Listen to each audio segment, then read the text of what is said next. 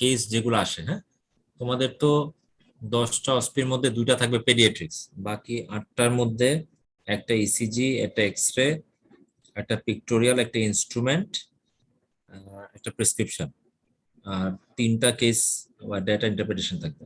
ঠিক আছে, তাহলে ওইভাবে একটু প্রিপারেশন নিও। আমি একটু শর্ট করে প্রেসক্রিপশন রাইটিংটা একটু বলে যাই, তাহলে এটা শেষ হয়ে যাবে। প্রেসক্রিপশন রাইটিং এ বলে দিবে, হ্যাঁ, কোন ডিজিজের প্রেসক্রিপশন চাচ্ছে। তোমরা ফরম্যাটটা ঠিক রাখবা।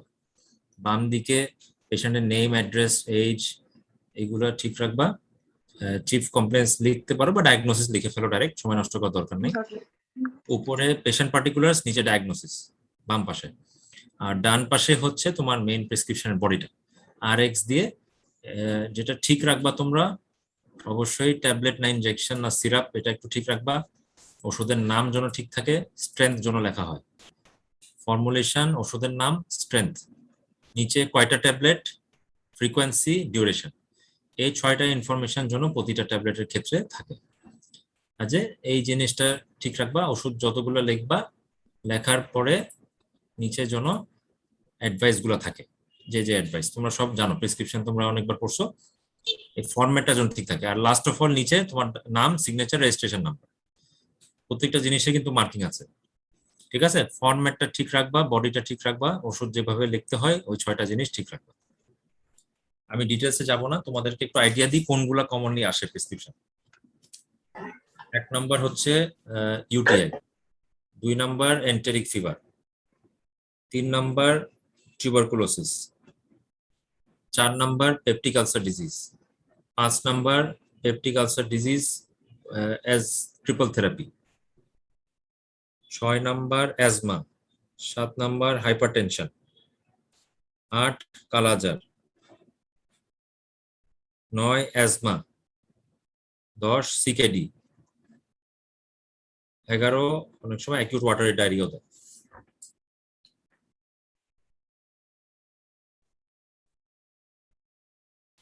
ঘুরে ফিরে কিন্তু এই 11টার ভিতরে আসছে গত কয়েক বছর, এর বাইরে কিছু আসে নাই। আবার বলেন স্যার। আচ্ছা, number 1 UTI, number 2 enteric fever, number 3 tuberculosis, number 4 peptic ulcer disease, just peptic ulcer disease, number 5 peptic ulcer disease in the form of triple therapy, number 6 hypertension, number 7 kalajar, number 8 asthma, number 9 CKD, তারপরে 10 হচ্ছে acute watery diarrhoea. কোনোটা miss করলাম? এগুলোই তো, ঠিক আছে।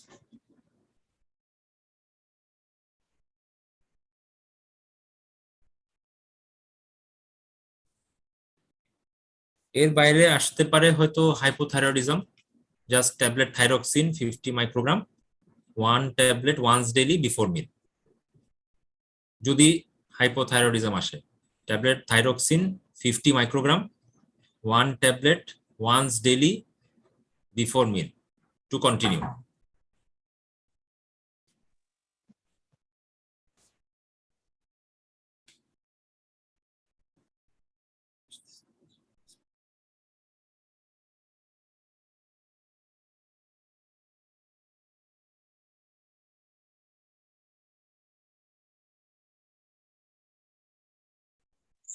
জি আসসালামু আলাইকুম স্যার। স্যার বলো। অ্যাডভাইস কি সবগুলোর জন্য কি সেমটাই লিখবো? না না, অ্যাডভাইস তো এক একটা এক এক রকম। এগুলো তো তোমাদেরকে আগে পড়ানো হয়েছে, আমি ডিটেলসে যাচ্ছি না।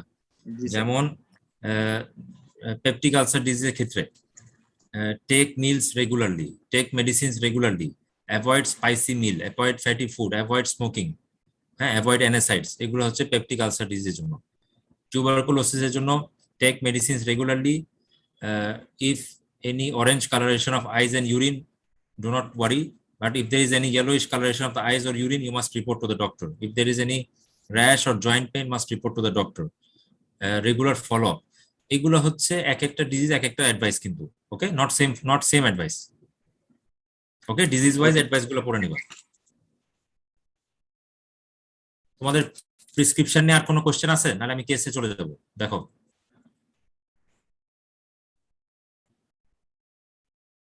এই 10-11টা প্রেসক্রিপশনের ফরম্যাট ঠিক রাখবা, প্রপারলি ড্রাগস এর নাম লিখবা, ডোজেজ লিখবা, আর অ্যাডভাইস গুলো ঠিক মতো লিখবা। ওকে, আর ফার্দার কোশ্চেন না থাকলে আমি কেসে চলে যাব। কেসটা একটু টাইম লাগবে। হ্যাঁ,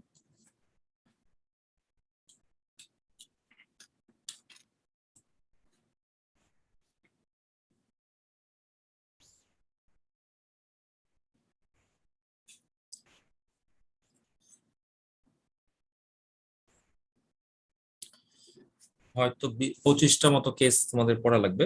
আমি একটা একটা আইডিয়া দিই। এখানে দেখো আমি চটচট বলে যাচ্ছি, তোমরা একটু ফলো করো। 30-year-old male presenting with fever, anorexia, nausea, vomiting, 7 days and yellowish discoloration, eyes in urine. 7 দিনের জ্বর, বমি আর জন্ডিস আছে, রাইট হাইপোকন্ড্রিক পেইন। তাহলে এটা একটা কমন কেস। হ্যাঁ, এটা অ্যাকিউট ভাইরাল হেপাটাইটিস। এটার বডিতে কিছু কোশ্চেন থাকবে related to acute viral hepatitis, যে আমি কি ইনভেস্টিগেশন করব, কি ডিফারেন্সিয়াল ডায়াগনোসিস হতে পারে, কমপ্লিকেশন কি হতে পারে, আর ট্রিটমেন্ট কি। তো অ্যাকিউট ভাইরাল হেপাটাইটিস তোমরা রিটেনের সময় পড়ছো, বডিতে যে কোশ্চেন গুলো আসবে এটা তোমরা অ্যান্সার দিতে পারবে। Okay okay, so acute viral hepatitis এটা common question. Acute viral hepatitis আর অবস্ট্রাকটিভ জন্ডিস অল্টারনেট এক্সামে একটা না একটা আসছে। ঠিক আছে, এটা খুবই ইম্পর্টেন্ট। তাহলে অ্যাকিউট ভাইরাল হেপাটাইটিস একটা কমন কেস, অবস্ট্রাকটিভ জন্ডিস একটা মানে সেকেন্ড একটা কমন কেস।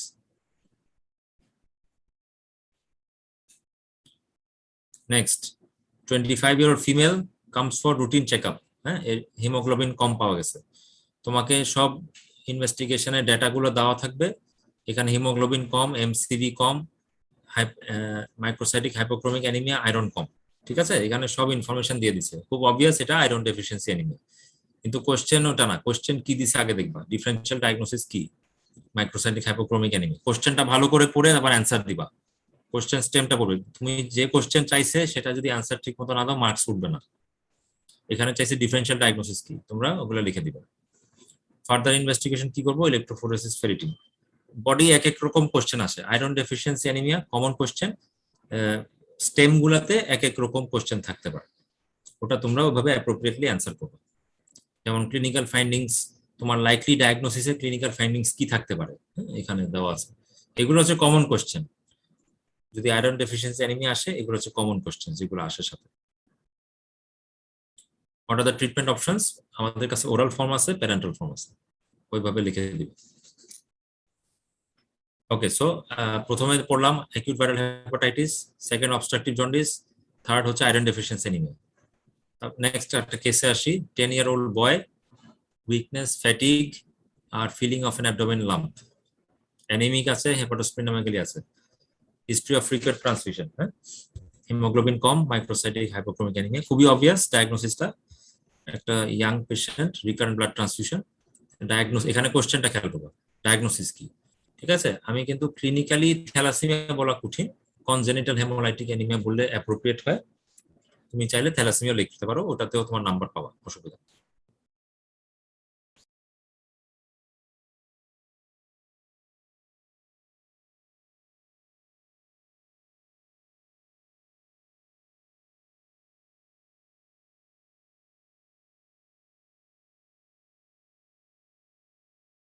কি হবে এক্ষেত্রে, যদি থ্যালাসেমিয়া চিন্তা করি তাহলে আমরা হিমোগ্লোবিন ইলেকট্রোফোরেসিস করব।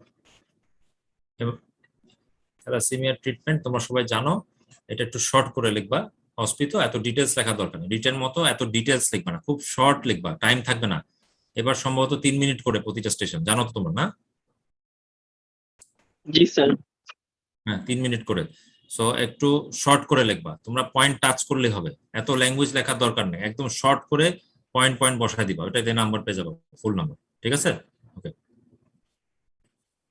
মানে ব্লাড ট্রান্সফিউশনাল তুমি লিখতে যাও না, we will give blood transfusion, কোনো দরকার নেই, জাস্ট হেডিং দিবা ব্লাড ট্রান্সফিউশন। ঠিক আছে, একদম শর্ট করে স্পেসিফিক ভাবে লিখবা। ঠিক আছে, থ্যালাসেমিয়া কিন্তু প্রতি অল্টারনেট পরীক্ষাতে আসতেছে হসপিটালে। এগুলো common question, how will you prevent, what are the complications of thalassemia. Okay, আমি আর ডিটেলসে গেলাম না, এগুলো তুমি পড়ে নেবে। ওকে, এটা আরেকটা common question, 3-year-old boy presenting with swelling of both নি জয়েন্টস ফলোইং ট্রমা। প্যারেন্টস এর একই হিস্ট্রি ছিল, ওর ম্যাটারনাল আঙ্কেলের একই হিস্ট্রি, অথবা সার্কামসিশনের পরে প্রলং ব্লিডিং হয়েছে, আঙ্কেলেরও ব্লিডিং এর প্রবলেম ছিল। সো এটা বুঝতে পারছো ডায়াগনোসিস হচ্ছে হিমোফিলিয়া। কি ধরনের জেনেটিক ডিসঅর্ডার, এটা কিন্তু খুব বেশি কমন না, আবার আসছে 2-3 বছর পর পর একবার আসছে। হ্যাঁ, কি ধরনের সিমটম হতে পারে, কোশ্চেন গুলো করবা, অ্যাপ্রোপ্রিয়েটলি অ্যান্সার করবা। কি সিমটম হতে পারে একটা হিমোফিলিয়া পেশেন্টের, কি কি সাইন হতে পারে, কি ইনভেস্টিগেশন করব, আর what are the treatment options, factor replacement, bleeding বন্ধ করা, আর mobilization physiotherapy. Okay, so hemophilia another question যেটা তোমাদের পড়তে হবে। এটা একটা কোশ্চেন, একটা ইয়াং পেশেন্ট হোক বা ডায়াবেটিক পেশেন্ট হোক, এখন আনকনসিয়াস আসছে, টাং প্রচন্ড ড্রাই, প্রচন্ড ডিহাইড্রেটেড, হাইপোটেনশন আছে, পালস বেশি। হ্যাঁ, আর তোমার ইনভেস্টিগেশনে bedside urine glycosuria. Diabetic patient unconscious, তোমাকে বাকি ক্লু দিয়ে দিবে। আনকনসিয়াস মানে আইদার হাইপোগ্লাইসিমিয়া নাহলে কিটোঅ্যাসিডোসিস। তো তোমাকে বাকি ক্লু থেকে মিলাই নিতে হবে। এটা খুবই কমন কোশ্চেন, অল্টারনেট পরীক্ষাতে আসে। ডায়াবেটিক কিটোঅ্যাসিড, এটা মার্ক করে রাখো, এটা খুবই ইম্পর্টেন্ট। তাহলে এটার সম্পর্কে সিমটম কি হইতে পারে, সাইন কি হইতে পারে, কি কি ইনভেস্টিগেশন করবা, ইমিডিয়েটলি প্রিন্সিপাল অফ ট্রিটমেন্ট কি, 4টা হেডিং আছে এখানে। হ্যাঁ, একদম শর্ট করে, যত শর্ট করে লিখতে পারো, টপিকটা হেডিং দিলেই হবে, ডিটেলস লিখতে যাবা না। So diabetic ketoacidosis, okay, very important. এটা আরেকটা খুবই ইম্পর্টেন্ট কোশ্চেন। এটা আইদার ইনস্ট্রুমেন্টে আসে নাহলে ডেটাতে আসে, প্রতিটা পরীক্ষায় আসে। 40-year-old man presents with fever and neck stiffness and vomiting. এখন ড্রাউজি, কনফিউজড আর কনভালশন হয়েছে। ডায়াগনোসিস কি কেউ বলো তো? 4 দিনের জ্বর, neck stiffness, vomiting, drowsy, confusion. Pyogenic meningitis. আচ্ছা, ওকে, দ্যাটস গুড। এখানে মেনিনজাইটিস যদি লিখতো, যদি মেনিনজাইটিস লেখো তুমি 0.5 পাবা, কারণ এখানে ভাইরাল হতে পারে, টিউবারকুলার হতে পারে, পায়োজেনিক। শুধু মেনিনজাইটিস লিখলে 0.5 পাবা, পুরাটা লিখলে 1 পাবা। ওকে, সো এই জিনিসটা একটু নোট করে, এটা খুবই কমন কোশ্চেন, এটা আসে, এই মিস্টেকটা সবার হয়। বাকি কোশ্চেন তো এটা অ্যান্সারটা করতে পারলে ডায়াগনোসিস, বাকি কোশ্চেন অটোমেটিকলি পারবা। পজিটিভ অর্গানিজম কি সবাই জানো, আর কি কি ইনভেস্টিগেশন করব, আর কি কি ইনভেস্টিগেশন করব মানে হচ্ছে তোমার কোশ্চেনে যদি কোনো ইনভেস্টিগেশন দেওয়া থাকে ওগুলো বাদে তোমার লিখতে হবে। ঠিক আছে, এলপি বা সিএসএফ স্টাডি, সিটি স্ক্যান, তুমি সিএসএফ ফাইন্ডিংস এ কি পেতে পারো। সো রিলেটেড যে কোশ্চেন্স গুলা ওগুলা পড়ে নিতে হবে তোমার, ওই টপিকসটা পুরো পড়ে নিতে হবে, মেনিনজাইটিস ভালো করে পড়ে নিতে হবে। কারণ কোশ্চেন আমি যা দিচ্ছি এগুলো কমনলি আসে, এর বাইরেও কোশ্চেন হতে পারে। সো মেনিনজাইটিসটা ভালো করে পড়ে আসবো। ঠিক আছে, ট্রিটমেন্ট অপশনস কি এগুলো সবাই জানো। এখানে 14 ডেজ হবে। হ্যাঁ, ইনজেকশন সেফট্রাক্সন 2 গ্রাম বিডি 12 আওয়ারলি 14 ডেজ হবে। ওকে, next, 40-year-old man presenting with high fever and chills. Now he has cough which has later become productive. High fever আর কাশি। ওকে, তোমরা জানো ডায়াগনোসিস কি, এটা নিউমোনিয়া। কি কি ইনভেস্টিগেশন করবা তোমরা পড়ে নিবা। নিউমোনিয়া, হ্যাঁ, খুবই কমন টপিকস নিউমোনিয়া। এই কোশ্চেনটা খুবই ফেভারিট, যে name mention 4 auscultatory findings of this patient. কোশ্চেনে শুধু সিমটম ছিল, স্টেমের মধ্যে অস্কালটেটরি ফাইন্ডিংস চাইছে, চেস্ট অস্কালটেশন কি কি ফাইন্ডিংস পাবা। Okay, bronchial breath sound, increase vocal resonance, whispering pectoriloquy, আর ক্রেপস মে বি প্রেজেন্ট। এরকম ছোট ছোট করে শর্ট লিখবে তো। Okay, so pneumonia important. 38-year male presented with hematemesis melanoma. Mention 4 causes. Okay, এগুলো তোমরা জানো, হেমাটাইটিস মেলানার কজ 1-2 অবশ্যই লিখবা, বাকি তুমি 3-4 যাই লেখো সমস্যা। কি 4টা ইনভেস্টিগেশন করতে চাও, এখানে কিন্তু স্পেসিফিক তোমাকে জিজ্ঞেস করছে 4টা ইনভেস্টিগেশন, সো একদম রেলেভেন্ট লিখবা।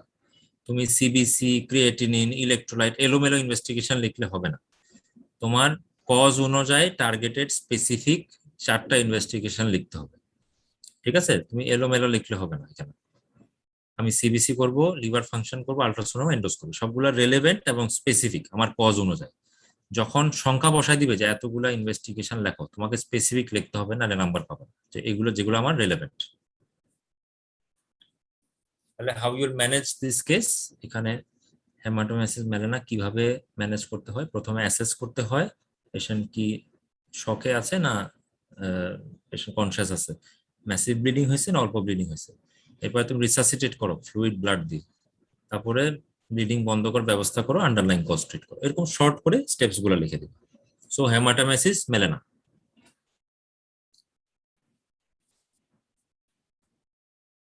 এটাও কমন, এটা প্রেসক্রিপশনও আসে, ডেটাতেও আসে। 21-year-old মেল, জ্বর আছে 7 দিন আর 10 দিন 12 দিন, একটু প্রলং পিরিয়ডের জ্বর, সাথে ইন্টেস্টাইনাল সিমটম থাকবে, সাথে স্প্লিনোমেগালি। ঠিক আছে, এই ধরনের ক্লু থাকবে। আমাদের ডায়াগনোসিস এতদিনের জ্বর আর স্প্লিনোমেগালি, এন্টেরিক ফিভার। এটার সাথে কমনলি যে কোশ্চেন গুলো থাকে যে কি কি সাইন তুমি পেতে পারো, এখানে কিন্তু স্প্লিনোমেগালি লিখলে হবে না, কারণ তোমার কোশ্চেনে স্প্লিনোমেগালি অলরেডি দিয়ে ফেলছে। কাজে এখানে 3টা সাইন চাইছে, তোমাকে এমন সাইন লিখতে হবে যেটা তোমার কোশ্চেনে দেওয়া নেই। তুমি ওটা রিপিট করলে তোমার মার্কস আর উঠবে না। ঠিক আছে, এটা কি ক্লিয়ার?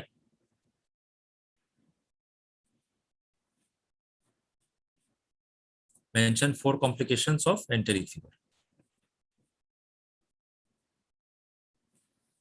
আচ্ছা, তাহলে এটা, সো এন্টেরিক ফিভারটা ভালো করে পড়বা, এটা কিন্তু কমন একটা টপিকস।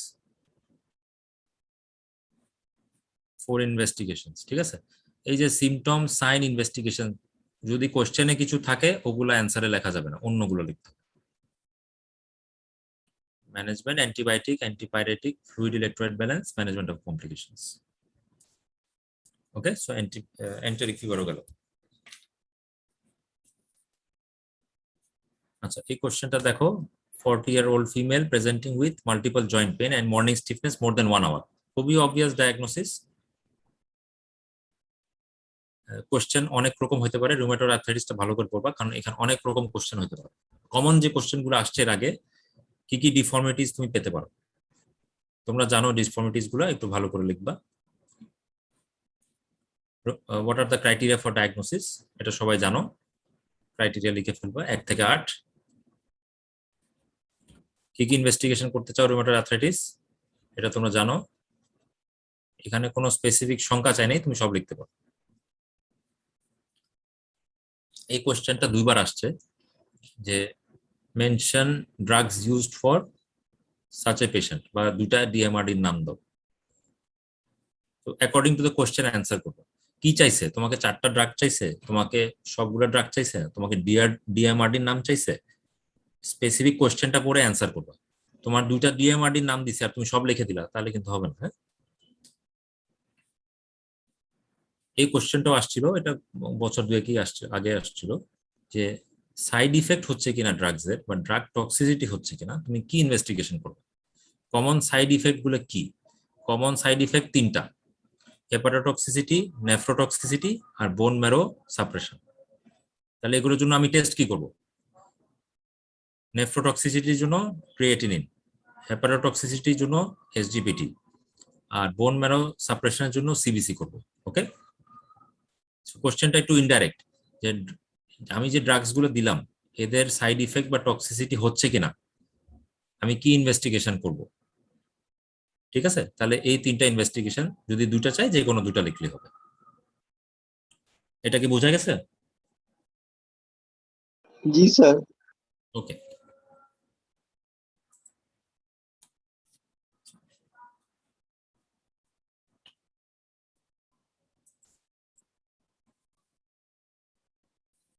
এটাও common. A 12-year-old female, fever, joint pain, pharyngitis. Fever, joint pain এখন আছে, ফ্যারিঞ্জাইটিস হয়েছিল 2-3 weeks আর্লিয়ার। এখন ডাব্লিউবিসি বেশি, ইএসআর বেশি, এএসও টাইটার বেশি। ডায়াগনোসিস হচ্ছে রিউমেটিক ফিভার। মেজর ক্রাইটেরিয়া কি, মাইনর ক্রাইটেরিয়া কি, অনেকভাবে কোশ্চেন হয়। ট্রিটমেন্ট, এটা একটু কম আসছে, এটা অত বেশি আমরা দেখি নাই, গত 3-4 বছর অত বেশি দেখি নাই কোশ্চেনটা, অন্যগুলোর তুলনায় এটা একটু কম আসছে। তারপরও একটা কমন কোশ্চেন, এটা একটু পড়তে হবে। ট্রিটমেন্ট কি, প্রাইমারি ট্রিটমেন্ট কি, সেকেন্ডারি প্রিভেনশন কি।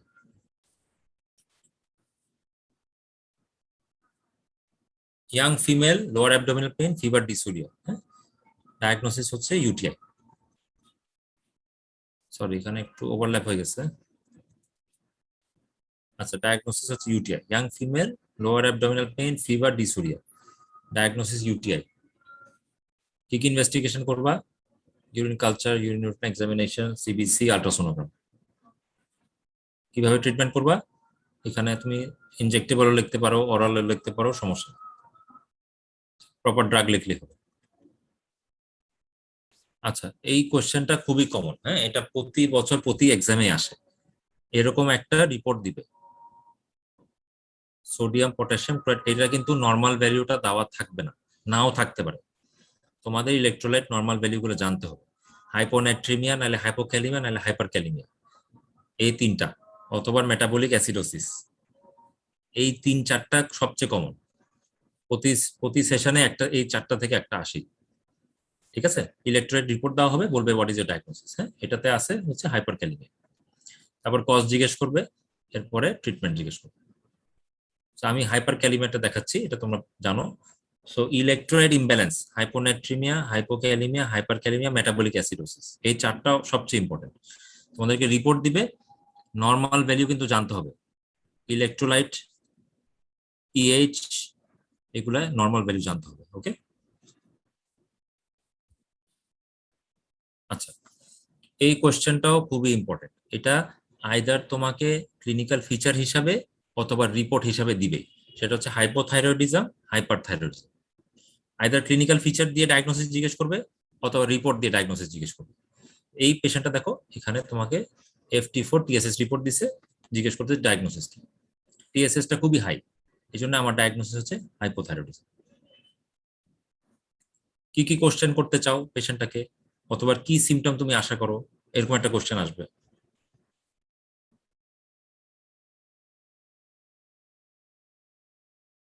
জিজ্ঞেস করা হচ্ছে এই পেশেন্ট যে রিপোর্টটা দেখাইছে তার সিমটম কি হইতে পারে। আমার ডায়াগনোসিস যেহেতু হাইপোথাইরয়েডিজম, আমি ওইভাবেই কোশ্চেন আস্ক করবো। What may be the findings in this patient, কি কি ক্লিনিক্যাল ফাইন্ডিংস থাকতে পারে হাইপোথাইরয়েডিজমের, 4-5টা ক্লিনিক্যাল ফাইন্ডিংস। ঠিক আছে, সো হাইপোথাইরয়েডিজম, হাইপারথাইরয়েডিজম ভালো করে পড়বা। ঠিক একই জিনিস এখানে ক্লিনিক্যাল ফিচার হিসাবে দেওয়া। The 40-year-old female presenting with general body ache, hoarseness of voice, weight gain, cold intolerance, যা যা বলুক ক্লিনিক্যাল ফিচার হিসেবে দেওয়া। আবার তোমাকে এখানে ডায়াগনোসিস জিজ্ঞেস করবে, একই জিনিস।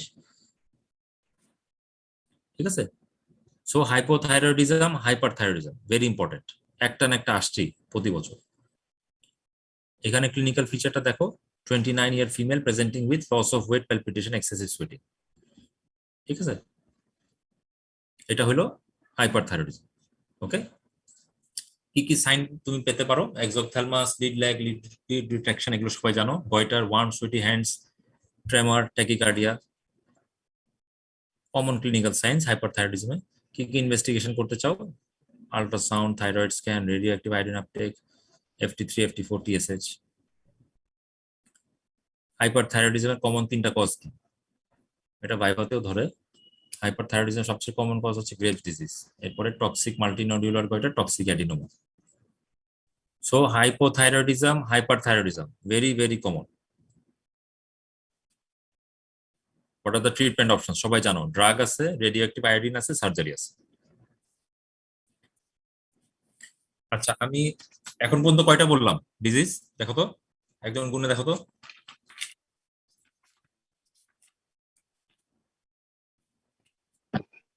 স্যার 15টা, মানে যদি আমরা সোডিয়াম পটাশিয়াম ওগুলো আর হাইপার একটা ধরি তাহলে 15টা টোটাল। আচ্ছা, তাহলে ভেঙে ধরলে অলমোস্ট 20টার বেশি হবে আর কি। হ্যাঁ হ্যাঁ।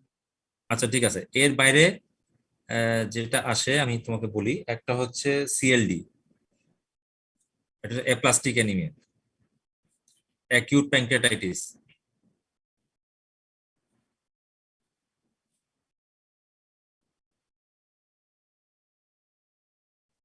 Aplastic anaemia, acute pancreatitis, CLD। এটা আমার স্লাইড নাই, এই 3টা ডিজিজ ভালো করে পড়বা, এখান থেকে কোশ্চেন আসে। আমি ওভারঅল যা বললাম এই 20টা আর এই 3টা 23টা, মানে অলমোস্ট 25টার মতো হবে।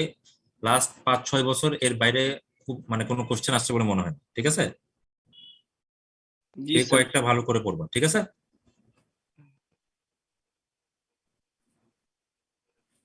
কারণ তোমাদের এই কেস কিন্তু 3টা আসবে, সো এই জিনিসগুলো ভালো করে পড়ো। এর বাইরে কেউ কিছু পড়তে চাইলে কোনো সমস্যা নাই, বাট এই 25টা একদম কমন, মানে গত 5 ইয়ার্স এর আমি যেটা দেখছি এগুলোর বাইরে আসেনি কোনোটা।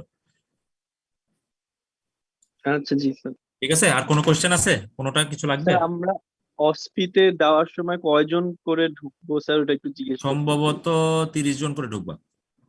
আচ্ছা জি স্যার। ঠিক আছে, তাহলে ওইভাবে হিসাব করে নাও কোন সাইকেলে কারটা পড়বে। হ্যাঁ জি স্যার। মোস্ট প্রবাবলি ফার্স্ট সাইকেলে 33, সেকেন্ড সাইকেলে 33, তারপরে 30 করে 126 না? জি স্যার। 33 33, তারপরে 2 সাইকেলে 30 30, তাতে 126 হয়। জানি না স্যার, দেখতে হবে। হ্যাঁ, 33 33 30 30, এভাবে সম্ভবত এইভাবে যাবে। জি স্যার। ওয়েট স্যার এটা একটু বলবেন না, বডি ওয়েট লিখতে হবে না, স্যার? তোমার অস্পিতে বডি ওয়েট হিসাব করার কোনো টাইম নাই কিন্তু। এটা ভাইবার আগে লাগলে আমি আবার পড়াবো। অস্পিতে তোমরা just 3 tablets in the morning, 300, মানে 3 tablets daily in the morning before breakfast, এক কথায় লিখবা। Tablet rifampicin 150 milligram, 3 tablets daily in the morning. Isoniazid 3 tablets in the morning. Pyrazinamide 3 tablets in the morning. ঠিক আছে, এইভাবে ethambutol 3 tablets in the morning. এখানে body weight হিসাব করার time নেই। ঠিক আছে, ওটা ভাইবার আগে লাগলে আমরা এটা পরে আবার আলাপ করবো। হসপিটালে কোনো বডি ওয়েট লাগবে না। ওকে, চলবে।